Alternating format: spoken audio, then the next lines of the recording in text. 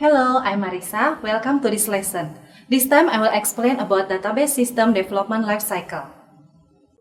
On completion of this module, you will be able to explain the function of database system development lifecycle and also every step of it. To explain about database system development lifecycle, we will use case study to make it easier to understand. In this video, the case is about Dream Home. Dream Home is a growing real estate company. They already have some branches in several cities in Indonesia. However, to deal with increasing paperwork, more staff are being employed. Furthermore, communication and information access between branch offices are still poor. After some discussion, the CEO decided to create a database system to solve those problems and support the Dream Home company. To develop a database for Dream Home, we use database system development lifecycle. It contains critical steps to design and implement database system. Here are the steps. The first step is database planning. In this step, we define mission statement for database system, which is objectives for our database applications. In case of Dream Home, the purpose of database application is to maintain the data that is used and generated to support the property owners and to facilitate the cooperation and sharing of information between branches.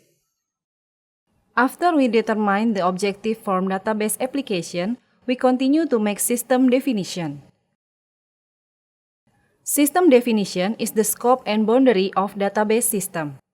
In Dream Home case, we draw database system boundary about view property advertising and property rentals from staff and customer services.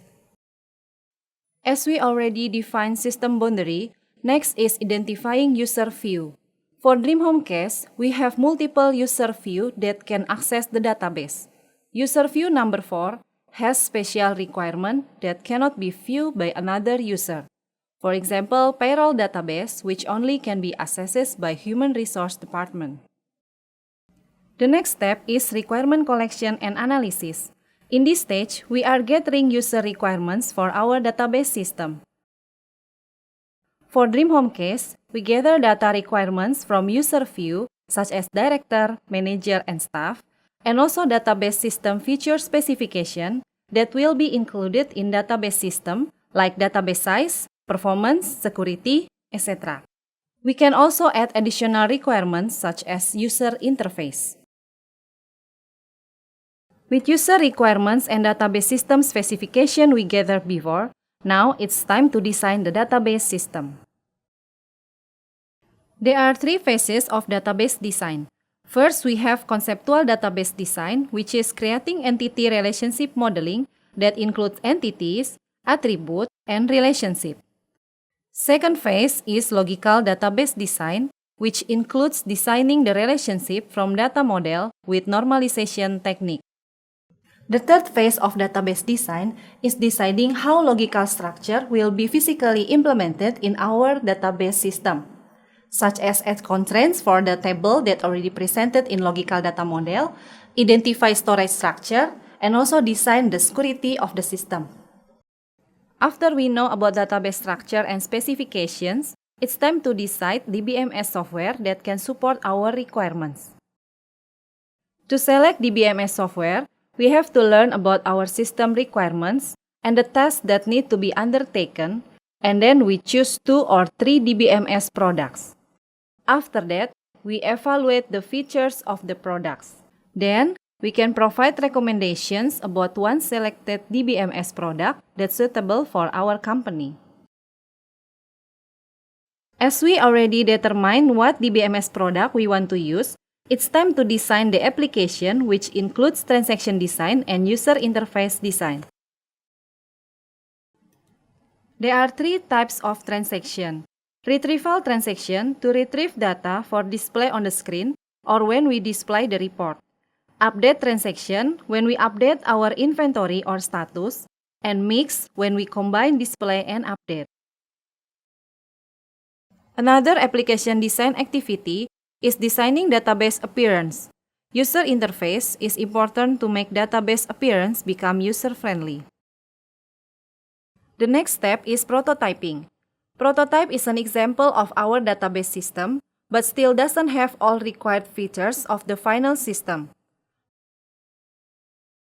The function of prototype is to allow users identify features of the system that work well or not. The users also can give suggestions to improve our system, even add new features. From users' feedback in prototyping, we fix the system and ready to implement our final database system. We can start implementation for our database system from data definition language statement when we create table for our database, and then we continue with data manipulation language statement when we retrieve and update data in our database system. The next step is data conversion and loading. During implementation step, it is possible if we want to replace the old database system with the new one. We have to perform data conversion and loading steps that transfers any existing data into the new database and convert any existing application to run on the new database.